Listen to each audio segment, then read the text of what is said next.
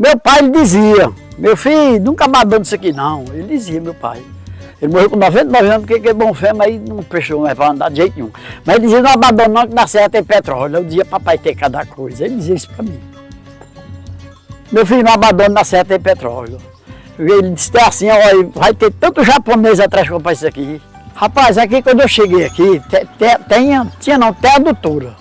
Mas devido a aumentar muito a família, o povo, né? Na comunidade, a água foi ficando mais pouco. Aí nós temos aqui carro-pipa. Quando eu cheguei aqui, sem água, eu digo, vou furar um poço. Aí chamei minha esposa, fizemos um empréstimo do nosso dinheiro, do aposento, e furei esse poço. Só que a água, não deu água, deu esse material. Na época, a gente ficou eu fiquei um pouco preocupado, digo, meu Deus, será que é a máquina que deu defeito? Ou a gente acertou alguma coisa aqui pressurizado?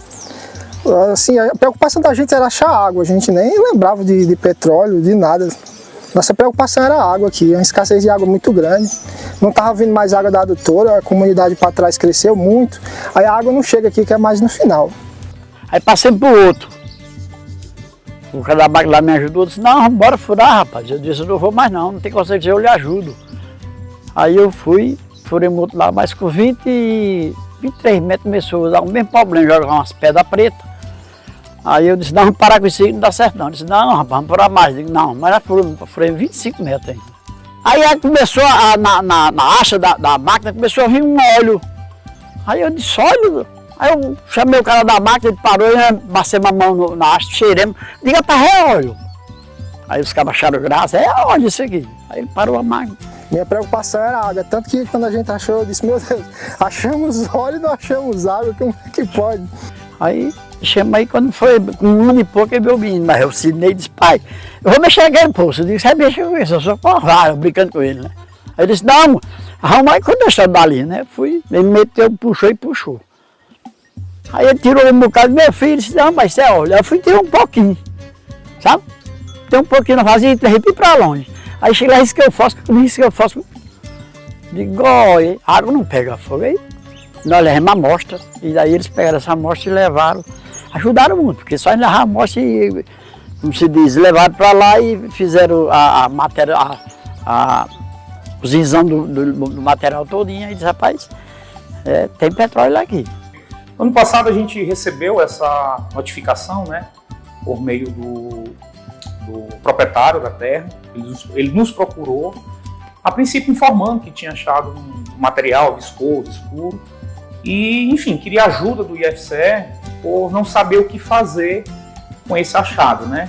Então a priori, ele trouxe algumas fotos, a gente observou esse material, eu achei estranho, né, porque o relato dele é que num processo de escavação artesanal, digamos assim, de um poço, né, por volta de 30 metros, 30 e poucos metros, ele já se deparou com esse achado. Eu achei realmente uma superfície muito rasa para ter um achado dessa natureza. E aí eu pedi para ele recolher um pouco desse material e trazer para a gente tentar proceder com algum tipo de análise aqui, com base na nossa estrutura, né? Então nós recorremos a um parceiro institucional, no caso foi o Núcleo de Pesquisa em Baixo Carbono, que é da UFESA, com o apoio dos professores Frederico Ribeiro e Daniel Valadão. A gente conseguiu fazer algumas análises físico-químicas, especialmente densidade, viscosidade, cor, o cheiro característico, né?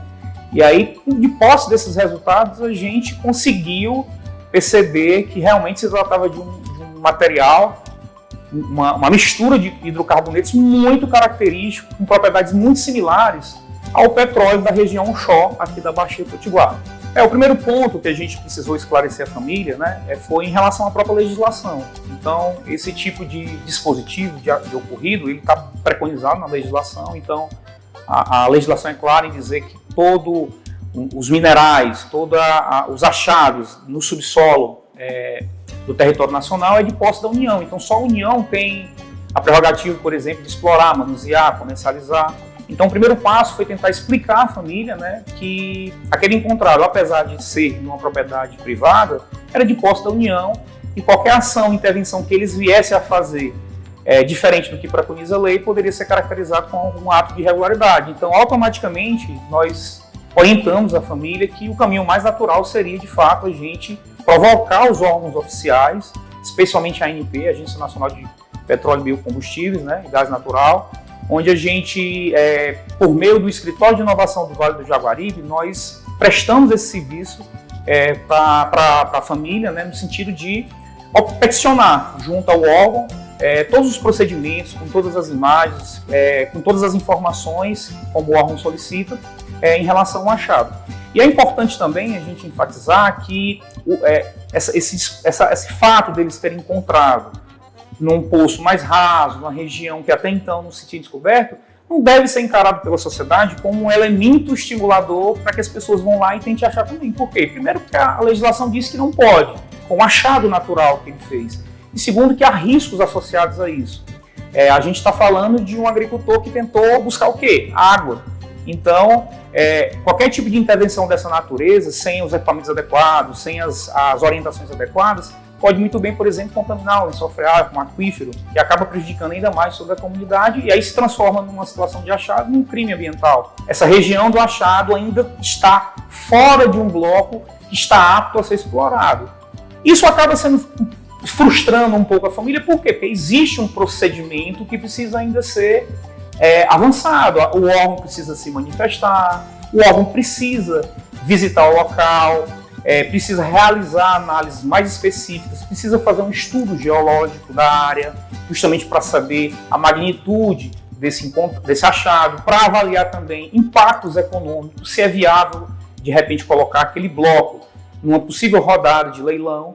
E, naturalmente, caso coloque, é preciso encontrar operadores que estejam dispostos a arrematar esse lote e também iniciar o processo produtivo. Então, a todo momento a gente tentou tranquilizar a família em relação a isso e também explicar quais eram os possíveis desdobramentos sobre esse achado. E a família está ciente de tudo isso e a gente espera, né, que nos próximos meses, né, a gente consiga ter uma devolutiva do órgão para também dar esse feedback à família. Qualquer coisa que desse aí servia pra gente, né? Porque nós vemos uma calamidade muito grande aqui, devido d'água.